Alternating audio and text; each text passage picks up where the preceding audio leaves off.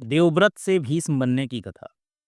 सुंदरी, जो कोई भी हो, मेरा प्रेम स्वीकार करो और मेरी पत्नी बन जाओ। मेरा राज्य, मेरा धन, यहाँ तक कि मेरे प्राण भी आज से तुम्हारे अर्पण हैं। प्रेम विह्वल राजा ने उस देवी सुंदरी से याचना की। देवी गंगा एक सुंदर युवती का रूप धारण किए नदी के तट पर खड़ी थी। उसके सौंदर्य और नवयौवन ने राजा शांतनु को मोह लिया।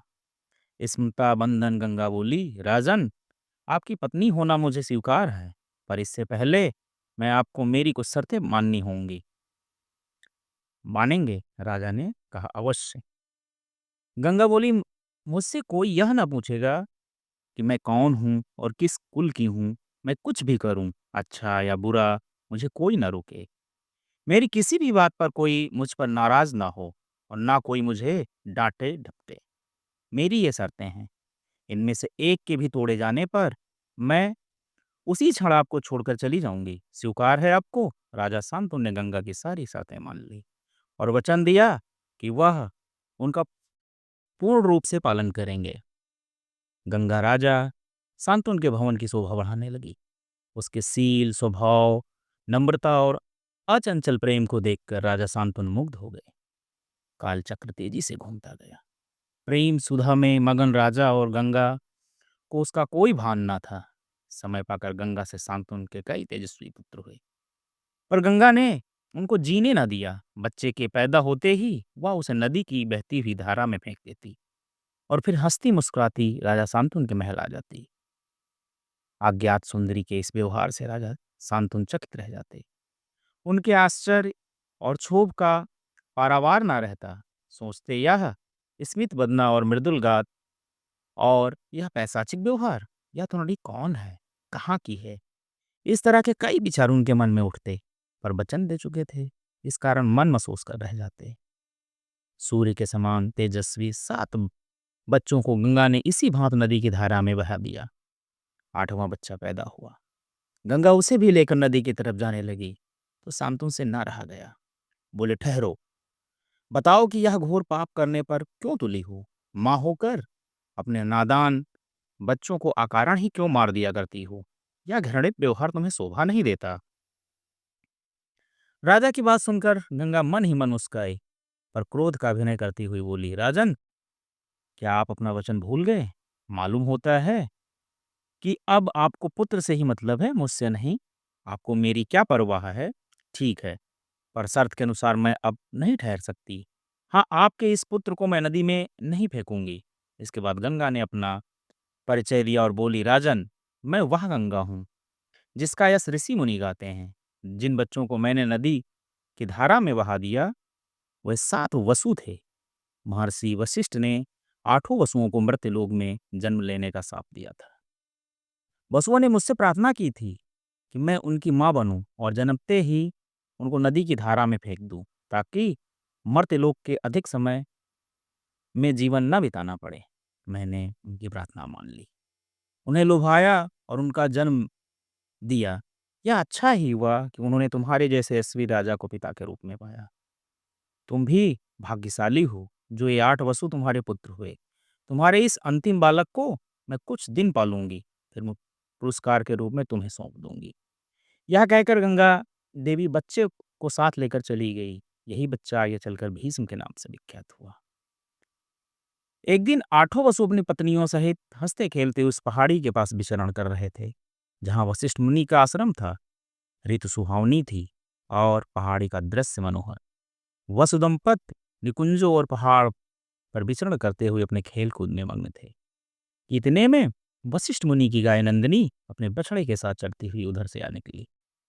उसके अलौकिक सौंदर्य एवं दैवी छवि को देखकर बस पत्नियां मुग्ध हो गईं और उस मोदमयी गौ की प्रशंसा करने लगी। एक वस पत्नी का मन उसको देखकर ललचा गया। उसने अपनी पति प्रभास से अनुरोध किया कि यह गाय उसके लिए पकड़ ले।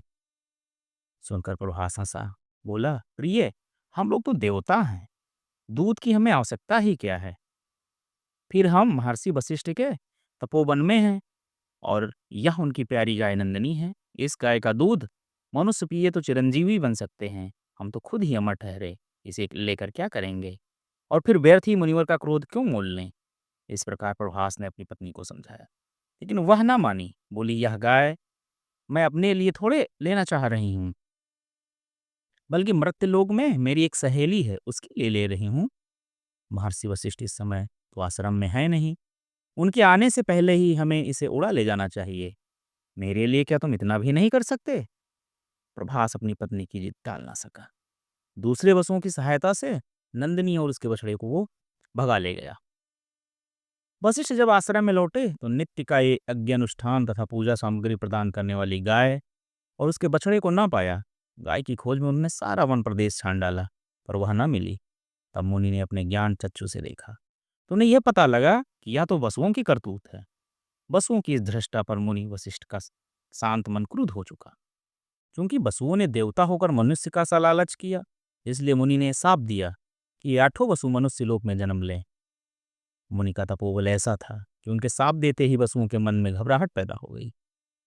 बेचारे भागे आए और इसी के सामने उनके चरणों में गिर पड़े और गिड़गिड़ाने लगे, मनाने लगे।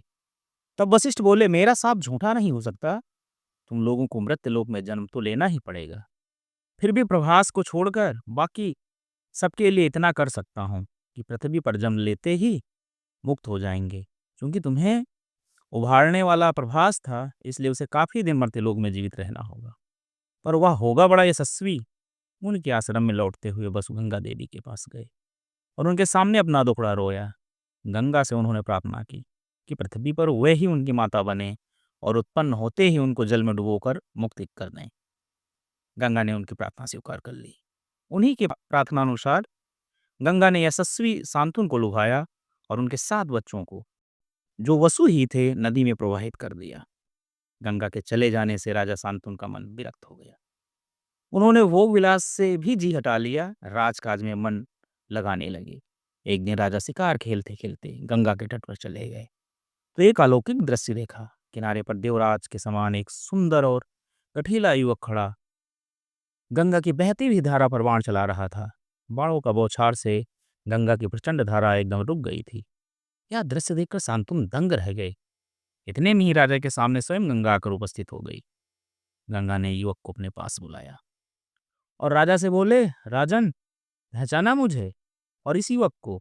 यही तुम्हारा और मेरा 8वां पुत्र देवव्रत है। महर्षि वशिष्ठ ने इसे वेदांगों की शिक्षा दी है। शास्त्र ज्ञान में शुक्राचार्य और रण कौशल में परशुराम ही इसका मुकाबला कर सकते हैं। ये जितना कुशल योद्धा है, उतना ही चतुर राजनीतिक भी है। आपका पुत्र अब आपको सौंप रही हूँ, आप ले जाइए इसे अपने साथ। गंगा देवी ने देवव्रत का माथा चूमा और आशीर्वाद देकर राजा के साथ उसे विदा कर दिया। तेजस्वी पुत्र को पाकर राजा प्रफुल्लित मन से नगर और देवव्रत राजकुमार के पद को सुशोभित करने लगे। 4 वर्ष और बीत गए। एक दिन राजा शांतनु जमुना तट की तरफ घूमने गए तो वहां के वातावरण अनैसर्गिक सुगंध से भरा पाया। उन्हें आश्चर्य हुआ कि मनोहारिणी सुवास कहाँ से आ रही है। इस बात का पता लगाने के लिए वह जमुना तट पर इधर उधर खोजने लगे कि सामने अप्सरा से सुंदर एक तरुणी खड़ी दिखाई दी। उसी सुंदरी की कमनीय देह से यह सुवास निकल रही थी और सारे वन प्रदेश को सुवासित कर रही थी। तरुणी का नाम सत्यवती था। पराशर मुनि से उसे वरदान मिला था कि उसके सुकोमल शरीर से सदा दिव्य सुगंध निकलती रहेगी। गंगा के वियोग के कारण राजा के मन में जो विराग आया हुआ था, वह इस सौरभमयी तरुणी को देखते ही विलीन हो गया। उस अलौकिक सुंदरी को अपनी पत्नी बनाने की इच्छा उनके मन में बलवती हो उठी और उन्होंने सत्यवती से प्रेम याचना की। सत्यवती बोली, मेरे पिता मल्लाहों के सरदार हैं, उनकी अनुमति ले लें तो मैं आपकी पत्नी बनने को तैयार हूँ। उस मीठी बोली उसके सौंदर्य के अनुरूप ही थी, पर केवटराज बड़े चतुर निकले। राजा शांतनु ने जब अपनी इच्छा उन पर प्रकट की तो दासराज ने कहा, जब लड़की है तो इसका विवाह भी किसी न किसी से तो करना ही होगा और इसमें संदेह नहीं कि आपके जैसा सुयोग्य वर मिले। पर मुझे एक बात का वचन देना पड़ेगा। राजा ने कहा, जो मांगोगे दूंगा, यदि वह मेरे लिए अनुचित ना हो। केवटराज बोले, आपके बाद हस्तिनापुर के राज सिंहासन पर मेरी लड़की का पुत्र बैठे, इस बात का आप मुझे वचन दे सकते हैं? केवटराज की सर राजा शांतनु को नागवार लगी। काम वासना से राजा की सारी देह विदग्ध हो रही थी, फिर भी उनसे ऐसा अन्यायपूर्ण वचन देते न बना, गंगासूत को छोड़कर। अन्य किसी को राजगद्दी पर बिठाने की कल्पना तक उनसे ना हो सकी। निराश और उद्विग्न मन से वह नगर को लौट आए। किसी से कुछ कह भी ना सके, पर चिंता उनके मन को कीड़े की तरह कुतर-कुतर कर खाने लगी। वह दिन पर दिन दुर्बल होने लगे। देवव्रत ने देखा कि पिता के मन में कोई ना कोई व्यथा समाई हुई है। एक दिन उसने शांतनु से पूछा, पिताजी, संसार का कोई भी सुख ऐसा नहीं जो आपको प्राप्त ना हो। फिर भी इधर कुछ दिनों से आप दुखी दिखाई दे रहे हैं। आपका चेहरा पीला पड़ता जा रहा है और शरीर भी दुबला हो रहा है। आपको किस बात की चिंता है? शांतनु को सच्ची बात कहते जरा झेप आई। फिर भी कुछ ना कुछ बताना ही था। बोली, बेटा, तुम मेरे एकमात्र पुत्र हो और युद्ध का तो तुम्हें व्यसन सा हो गया है। किसी ना किसी दिन तुम युद्ध में जाओगे अवश्य। और संसार में किसी बात का ठिकाना नहीं। परमात्मा ना करे तुमको कुछ हो जाए तो फिर हमारे वंश का क्या होगा?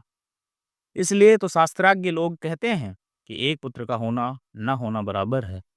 मुझे इसी बात की चिंता है कि वंश की यह कड़ी बीच में ही टूट न जाए। यद्यप शांतनु ने गोलमाल बातें बताई, फिर भी कुशाग्र बुद्धि देवव्रत को बात समझने में देर न लगी। उन्होंने राजा के सारथी से पूछताछ करके उस दिन केवटराज से जमुना नदी के किनारे जो कुछ बातें हुई थी इसका पता लगा लिया। पिताजी के मन की व्यथा जानकर देवव्रत सीधे केवटराज के पास गए और उससे कहा कि वह अपनी लड़की सत्यवती का विवाह महाराज शांतनु से कर दे। केवटराज ने अपनी वह शर्त दोहराई जो उन्होंने शांतनु के सामने रखी थी। देवव्रत ने कहा, यदि तुम्हारी आपत्ति का कारण यही है तो मैं वचन देता हूँ कि मैं राज्य का लोभ नहीं करूंगा। सत्यवती का पुत्र ही मेरे पिता के बाद राजा बनेगा। लेकिन केवटराज इसी से संतुष्ट ना हुए। उन्होंने और दूर की सोची। बोले, आर्यपुत्र, निसंदेह आप बड़े वीर हैं। आपने आज तक एक ऐसा कार्य किया है जो इतिहास में निराला है। आप ही मेरी कन्या के पिता बन जाएं और इसे ले जाकर राजा शांतनु को ब्याह दें।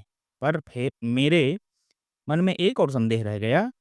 ऐसे भी आप दूर कर दें तो फिर मुझे कोई आपत्ति ना होगी। इस बात का तो मुझे पूरा भरोसा है कि आप अपने वचन पर अटल रहेंगे। किंतु आपकी संतान से मैं वही आशा कैसे रख सकता? आप जैसे वीर का पुत्र भी तो वीर ही होगा। बहुत संभव है कि वह मेरे नाती से राज्य छीनने का प्रयास करे। इसके लिए आपके पास क्या समाधान है? केवटराज का प्रश्न लाजवाब था। उसे संतुष्ट करने का यही अर्थ हो सकता था कि देवव्रत अपने भविष्य का बलिदान कर दे। पितृभक्त देवव्रत इससे जरा भी विचलित न हुए, गंभीर स्वर में बोले। उन्होंने ये कहा, मैं जीवन भर ब्याह न करूंगा, आजन्म ब्रह्मचारी रहूंगा। मेरे संतान ही ना होगी। अब तो तुम संतुष्ट हो। किसी को आशा ना थी कि तरुण कुमार ऐसी कठोर प्रतिज्ञा करेंगे। खुद केवटराज को रोमांच हो आया। देवताओं ने फूल बरसाए। जिसाएं धन्य महावीर धन्य भीष्म के घोष से गूंज उठी। भयंकर कार्य करने वाले को भीष्म कहते हैं। देवव्रत ने भयंकर प्रतिज्ञा की थी, इसलिए उस दिन से उनका नाम ही भीष्म पड़ गया। केवटराज ने सानंद अपनी पुत्री को देवव्रत के साथ विदा किया और शांतनु का विवाह सत्यवती से कर दिया गया। दोस्तों, यदि कहानी पसंद आई हो तो हमारे चैनल को लाइक, सब्सक्राइब और शेयर करें। और ऐसी बहुत सारी पौराणिक कहानियाँ हमारे चैनल पे हैं, उनको देखें और अपने बच्चों को दिखाएं और अपना ज्ञानवर्धन करें और ऐसे ही प्यार बनाए रखें। धन्यवाद।